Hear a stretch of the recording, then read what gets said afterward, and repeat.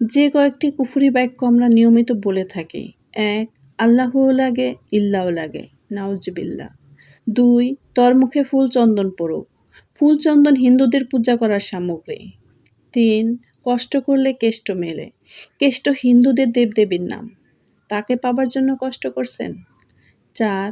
মোল্লার দৌড় মসজিদ পর্যন্ত, এটি ইসলামের নামে কটূক্তি করা।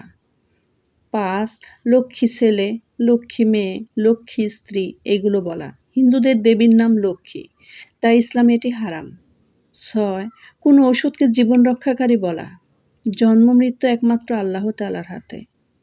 ৭. দুনিয়ার কাউকে শাহেনশাহ বলা, এর অর্থ রাজাদের রাজাধিকার, যা একমাত্র অধিকারী আল্লাহ তাআলা। ৮. বিসমিল্লাহ গলত বলা, এটি সরাসরি কুফরি। ৯. মৃত্যুর সাথে পাঞ্জা লড়ছি, এটা বলা কুফরি বাক্য, তাই সাবধান। ১০. মধ্যযুগকে বর্বরতার যুগ বলা, মধ্যযুগ ছিল ইসলামের স্বর্ণযুগ। ১১. মন ঠিক থাকলে পর্দা লাগে না, ইসলামকে ধ্বংসকারীর মতবাদ। ১২. নামাজ না পড়লে কি হবে, ঈমান ঠিক আছে, এগুলো ইসলাম থেকে বের করার মূলনীতি। তাই মুসলিম ভাই ও বোনেরা যখন কথা বলবেন খুব সাবধানে বলবেন, আর এসব কথা কখনো ভুলেও মুখে আনবেন না প্লিজ। আল্লাহ তাআলা আমাদেরকে সঠিক বুঝ দান করুন, আমিন।